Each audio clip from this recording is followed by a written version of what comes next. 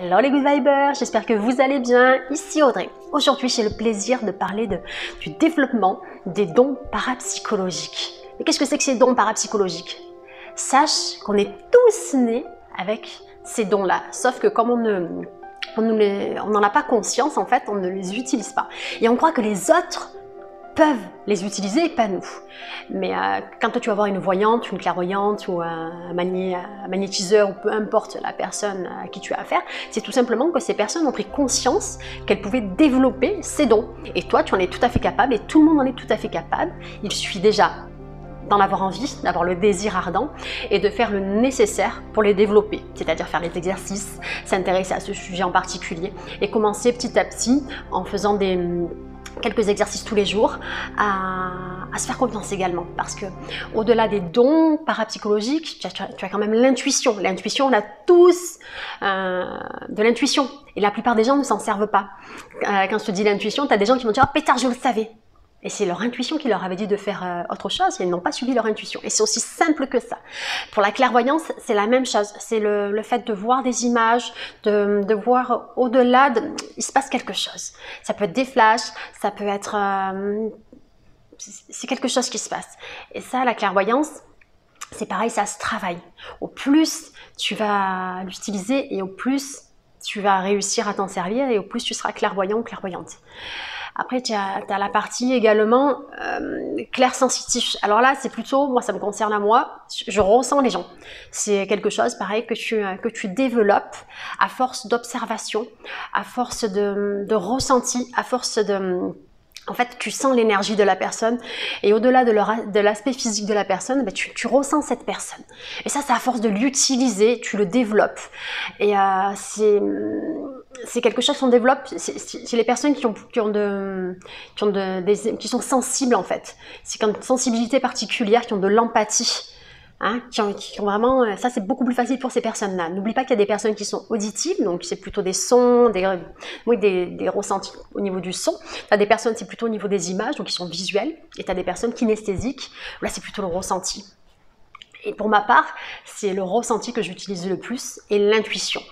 Pour développer l'intuition, tu as plusieurs choses à faire. Donc déjà pour commencer, peu importe ce que tu veux faire, il faut entrer à l'intérieur de toi-même. Pour entrer à l'intérieur de toi-même, quand je dis à l'intérieur de toi-même, c'est te couper du monde matériel, du monde extérieur. Pour ce faire, c'est le silence, c'est la méditation. Quand je dis méditation, hein, c'est prendre du temps pour toi. C'est te poser quelques minutes dans le silence. Tu peux, si tu le souhaites, allumer un encens, si tu le souhaites.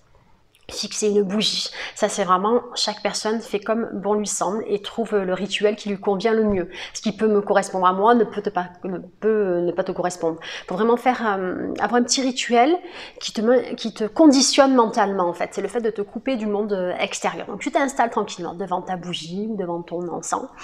Tu te fais quelques inspirations pour entrer dans un état alpha. L'état alpha, c'est l'état qui précède le sommeil. C'est l'état de détente, l'état où tu vas te couper du monde extérieur et tu vas te connecter à ta partie spirituelle, ta partie énergétique. Et à partir de là, tu peux poser une question. Donc ça peut être une question en particulier. Donc tu te poses la question et tu peux avoir une réponse tout de suite ou pas.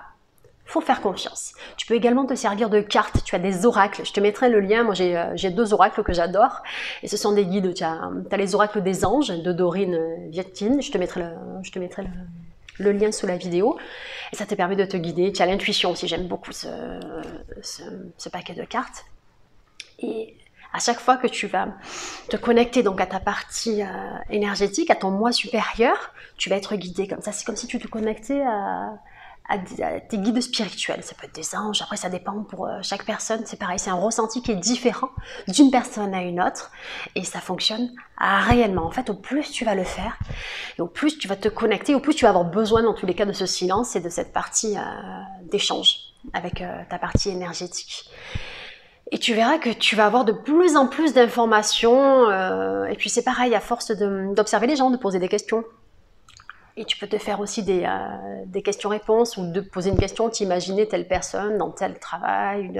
Tu ressens en fait la personne. Ça, c'est la partie sensitive, la partie émotionnelle. En observant, plus tu vas observer le comportement des personnes, au plus tu vas observer leur visage, au plus tu vas observer leur ressenti, leur façon de parler, au plus tu vas ressentir ce qui se passe réellement en elle, au-delà de l'aspect physique d'une personne. Et pour si c'est une question particulière, en fait, quand tu vas te connecter donc à ton moi supérieur, à ta partie spirituelle, tu peux te poser la question. Donc tu poses la question et tu demandes à tes guides ou tu demandes à ta partie supérieure de t'aider, d'accord? Et tu vas avoir cette aide. Ça peut être un livre qui t'arrive, ça peut être une conversation qui t'arrive, ça peut être une personne en particulier. Et parfois ça met un petit peu de temps et parfois c'est très rapide. Et tu le fais comme ça un petit peu tous les jours jusqu'à ce que tu aies la réponse, jusqu'à ce que tu aies ta guidance en fait. Et ça se passe comme ça pour tout le monde. C'est pour ça que les personnes, quand tu as des personnes, moi j'ai mes guides, les guides ont dit ci, les guides ont dit ça. Les guides en fait, ce sont nos guides à nous. Et ce qui est valable pour moi ne l'est pas forcément pour toi ou pour d'autres personnes. Après, chacun raconte un petit peu ce qu'il a envie également. Après, pour développer la partie un peu plus télépathique, tu peux t'entraîner, soit avec une personne en face de toi, donc tu te mets chaise face à face, et avec des cartes, donc tu as les cartes Zener, je te mettrai également le lien. Ce sont des formes en fait rectangulaires, en forme de cercle, en forme de vague. Ce sont quelques cartes en fait que tu mets à l'envers, tu te concentres dessus. Et tu peux le faire pour commencer déjà avec toi-même, tu les retournes, et puis tu les mélanges bien entendu, et puis tu te concentres, et puis tu essayes de deviner quelle est la carte que tu as sous la main. Et tu te concentres, et en plus tu vas le faire, en plus tu vas t'entraîner, et en plus tu vas développer ce don. Et tu peux le faire avec quelqu'un d'autre, donc cette personne va tirer une carte, et elle va se concentrer sur cette carte, et tu vas la regarder, et vous allez vous transmettre en fait les pensées comme ça. Grâce à ce jeu tout basique, il faut le faire dans la détente. Le tout, c'est de prendre plaisir dans ce que tu fais. Et surtout de ne pas forcer. Parce que si tu forces, il va y avoir de la résistance. Et s'il y a résistance, il va y avoir du sabotage. Donc ça ne sert à rien de le faire quand on est dans un état où on n'est pas très bien. Il faut vraiment le faire, le prendre cool et se dire que c'est tout à fait possible. Voilà. Moi, c'est aussi simple que ça, hein. Je ne vais pas t'inventer des trucs qui n'existent pas, et surtout, je ne vais pas te faire faire 10 000 exercices, parce qu'il vaut mieux te faire 1 ou 2 exercices sur lesquels tu te concentres et que tu développes correctement et que ça se passe bien, plutôt que de te faire 10 exercices et tu ne seras pas concentré, tu n'auras développé pas grand-chose, mis à part de la connaissance qui ne va pas te servir à grand-chose.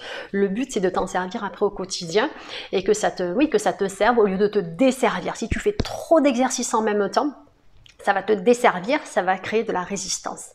Et quand tu crées de la résistance, eh ben, c'est pas bon du tout, et c'est le contraire qui se passe, et tu crées pas ce que tu as envie de créer, et tu ne développes pas ce que tu as envie de développer, bien au contraire. Voilà, j'espère sincèrement que j'ai pu t'aider, t'éclairer. Ici c'était Audrey de la chaîne Good Vibes. N'oublie pas de t'abonner si tu n'es pas abonné. Si tu as des questions, tu les poses sous la vidéo, je réponds toujours avec grand plaisir. Je vous fais de gros bisous, et je vous dis à très très vite pour une prochaine vidéo. Salut les Good Vibers!